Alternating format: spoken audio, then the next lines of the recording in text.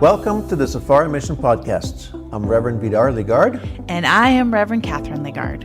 And we want to share with you the Word of God to bring to light areas that we have walked through in our own lives. Let's get right to the Word.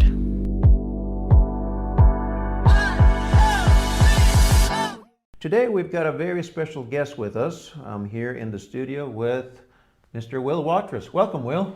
Thank you, sir. Great to be with you, Reverend Vidar. I am here with you in Kenya at the moment, and that's really exciting. We'll probably talk about that a little bit more in this episode, but it's a great honor to be here with you. I know that you're very good at processes, systems.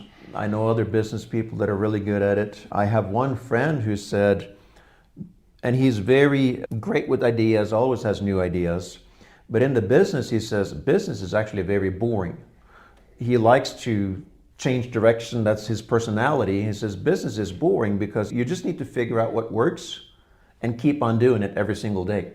And he goes, when it's at that place where you have a system and a process with it, it's boring because you're not changing things all the time. But I've seen you and you're really good at process and systems. What are some of the things you've seen? Holes people have, why people are not doing it?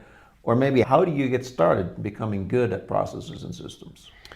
I jokingly say I think it's because I'm lazy. I only like to do work once. I would much rather set something up the way that it should keep going on its own and then walk away and be able to focus on something else that I want to do. I just simply don't enjoy doing the same thing over and over again. So a system and a process is the answer to that for me. If I can design a system that self-perpetuates and works effectively, then I'm good. Now I can go focus on something else. And so I would say, first of all, understanding that the world around us functions on cause and effect. There's a sequence, there's a natural result. Who was it, one of the scientists said, for every action there's an equal and opposite reaction or something like that. Yeah. And so understand that your life is a collection of systems. You are where you are today, largely by the habits and the processes, the consistent behavior that you've exhibited and practiced over time. And Sam Carpenter wrote a book, I know you've read this, you have your team read it, called Work the System. And in that book, it's a great paradigm shift where he helps us understand that again, using the house analogy, on the first floor of the house, you see all of the effects of your life, the results of the things that you're doing. But he encourages us to go down into the basement where all of the machinery of life is operating and has us think about tweaking, pulling levers, looking at the gears, all of the machines that are generating the results that we're seeing. And so the idea is tinker with the systems that are going on if you want to change the results that you're experiencing. And first of all, have that systems mindset. Understand that your life is a collection of systems. In fact, in that book, he says that businesses are nothing more than a dispassionate collection of systems. A business is nothing more than a dispassionate collection of systems. So what the cool thing about it to me is that it removes you from the equation. You see that this is a thing outside of you. You can work on it instead of being in it. Gödel, a German philosopher and mathematician, said that you can't be part of a system and at the same time understand that system. So you have to remove yourself from it and understand this thing that's outside of you, how it is operating and producing the results that it is, and then to allow you to begin making changes and tweaks and adjustments to that. So having a systems mindset I think is the first step, and being willing to do a lot of work up front. And then of course down the road, if you need to make adjustments and tweaks and things like that, but being willing to do a bunch of work up front so that you can have the long-term results that you want. Someone said easy now, hard later, or hard now, easy later. You pick. Yeah, that's good. Maybe a specific example of it. We have Java House coffee restaurants, we have KFC, we have ice cream shops that are found all over the place, or maybe a pharmacy that's a franchise. You walk into one of those stores and they have systems and processes. How do you open the store? What's the checklist of what needs to be done? And I remember one of my business coaches, he said, you need to specify what the playlists is for that business and the audio volume. Because if you don't, your employees will differ in what the playlist ought to be and what the volume level is going to be. So you'll have one employee come in and playing really loud rock music, which attracts a particular clientele. And then you have somebody else that's going to play very soft classical music, and it's going to change day by day depending on who is in the store that day. But if you systemize it, it's going to be consistent. The smell can be consistent, the audio can be consistent, the cleanliness of your windows can be consistent because you put everything on a checklist.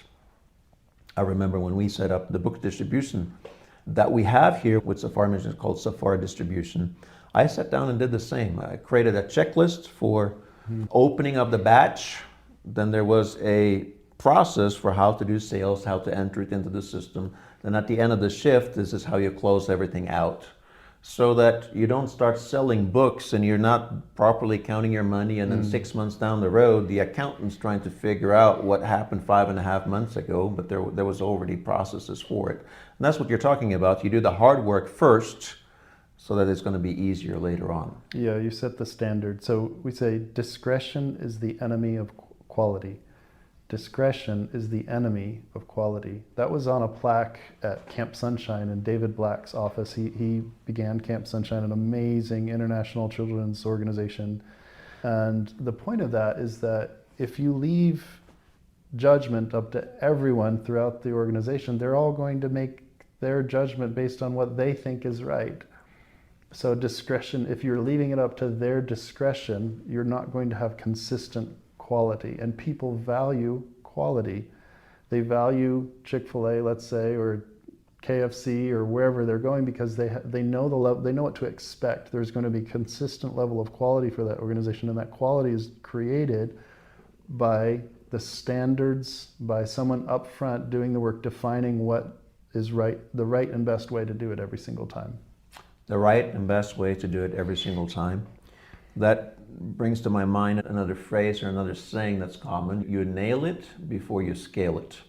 In other words, while your operation is small, you need to nail it. You need to put the quality into it before you grow, because if things are disorganized and you grow, you will grow disorganization exponentially. You're going to create chaos if you do that. Absolutely. Ask me how I know, because we did it and we tried it. It became chaotic, putting in too many Bible college campuses before we had good systems. And now we've taken the other approach of making sure we have several campuses that are operating really well, and then you can scale it. You can multiply simplicity and success a lot better than multiplying chaos. And have a consistent product, consistent quality product across the country. Yeah, absolutely. Excellent. That's some professional, some business skills. How do we marry this with the Christian faith? How do we mix it with the professional calling, Christian faith? You're an EOS implementer. Several of the companies you work with, they're Christian companies, some are not. How do you find yourself in the professional space as a believer? As I mentioned earlier, part of me, this is who I am, so I can't separate the two. I remember Reverend Doug Jones at Rhema USA would teach us that our beliefs are to inform our actions. If there's a separation between what you believe and how you're acting, then we've got a real problem. And so I think that's a big part of it. But I think that the Lord Jesus, he said, you spoke to this the other day actually, he said, my yoke is easy and my burden is light. And so when you're walking with the Lord and abiding with him and doing what he would have you to do, the yoke is easy and the burden is light. And when it's not easy and it's not light, then it's not the Lord. I tell business owners and leaders, I say, look around at your company, look at all the amazing things that are going on, look how great this company, look what you've built, all the wonderful things that are happening, you did that, great job. And then I say, look around your company, all of the frustrations, all of the pain, all of the irritations, all of the problems, you did that too. And the point is, take responsibility for the whole thing, not just the good, but the bad as well. And so I think it's important for us to look at our lives the same way and say, okay, if I'm following the Lord closely and doing the things the way that he had told me to do them, the yoke is easy and the burden is light. His grace is sufficient. When it's not that way, we need to take a good hard look at what's going on in our lives and make some decisions have some, what I call a clarity break, step back for a while and really evaluate what's going on and ask yourself. I was telling Lisa, your daughter, this, the quality of our life is a direct reflection of the quality of the questions that we're asking ourselves. And so start asking yourself some quality questions to see what's going on. But anyway, that's a long answer to say I'm doing the best I can to follow the Lord and walk with Him and marry my giftings and abilities with the Great Commission and what I feel like He's calling me to do. And that's what's brought me, I think, to where I am today. You're talking there of frustrations. This happens in ministry. It happens if we're an employee. It happens if we're a business owner. The further you go in leadership, the more potential you have for more frustrations, that's for sure. There's more responsibility, more things to handle. Yes. You find some that they go read a practical book on various areas to fix. I find others, they take 3 days to go fast and pray about things. If somebody is filled, their life is full of frustration. Yes, there is some progress, but there's too many frustrations. They're overwhelmed. Which is the right path, to go read a book and figure out the practical steps? Or is it to go take 3 days fast, no, only drink water, and you pray for 3 days to find the answer? What approach works? Yeah, I think both maybe. Both maybe. I always encourage people to take a clarity break. I think the Lord speaks to our hearts, and when we take time to just, when I say a clarity break, I'm not saying a prayer session. It's not just, it's sitting down and just begin asking yourselves some deep questions about what's going on in your life, about why am I getting the results that I'm getting, about what's truly important right now. And and I happen to write these things, I'll journal, just get a legal pad and just start writing, and the thoughts will flow. And the Lord will help you along that line as well. And that will open the door to helping you understand your true priorities. Maybe what is the next action to take? And maybe that's reading a book, or maybe out of that you'll realize I need to spend some time really seeking the Lord in prayer.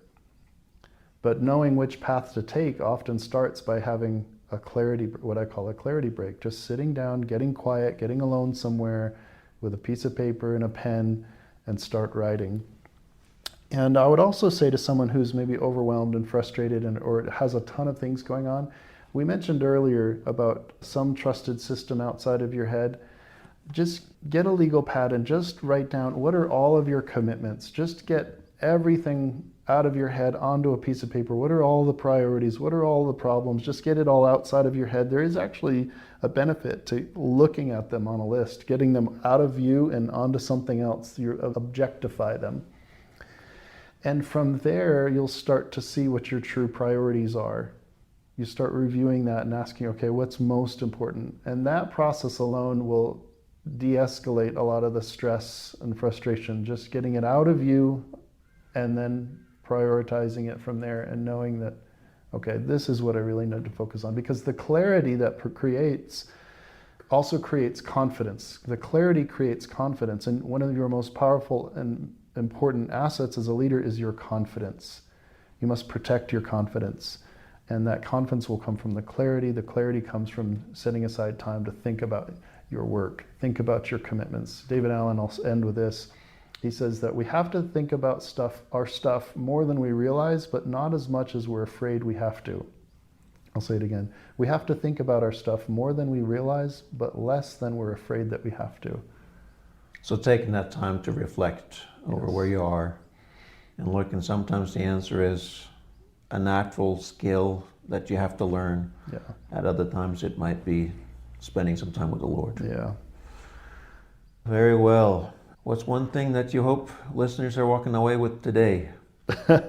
I hope they're encouraged to take a step toward more personal productivity, and that doesn't mean doing more. More is not always better. I would often say that less is better. Less is more, as they say.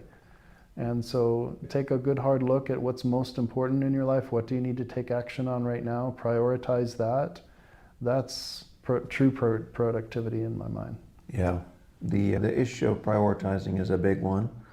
And sometimes in order to put in the right things, you have to remove the things that are not the highest priority. Yes. Taking that time, and I've done this myself, whether it's on the budget side or on the to-do list side, just like you say, you list out all of the things you have to get done, and you start asking, do I really have to do this?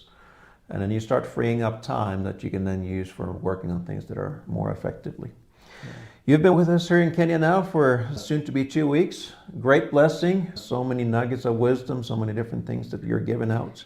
And you listeners, you've been listening to the Safari Mission podcast. I'm Reverend Vidar Ligard. I've been talking here with Mr. Will Watrous, who has been in ministry for many years and helping lots and lots of people get from where they are and getting to the place where they're putting more numbers behind their numbers. They're growing and becoming multimillionaires. Step back in and tune back in, and we'll have more for you at Safari Mission Podcast. God bless you. Have a great day. Thank you for tuning into the Safari Mission Podcast. We hope you've been blessed today. To learn more about us, visit safarimission.org. You can also follow along with our ministry and work in East Africa on Facebook, Instagram, X, which is Twitter, and YouTube at Safari Mission. To purchase any books written by Reverend Vidar, visit safarimission.org. If you're interested in joining Rhema Bible Training College Kenya, visit rhemakenya.org or call 07-14-915-799. We'll be back next week for more teaching. Until then, God bless you.